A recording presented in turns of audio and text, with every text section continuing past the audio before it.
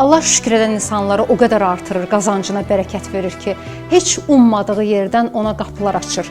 Şükür etməyin faydasını, dadını bilən insan şükür etməkdən əl çəkə bilmir. Və insan gün ərzində qeyri-ixtiyarı əlin göyə qalxır, Allah Taala'nın göndərdiyi hər balaca nemətə görə, ruziyə görə, sənə olunan xırda yaxşılığa görə belə deyirsən ki, sənə sonsuz şükürlər olsun.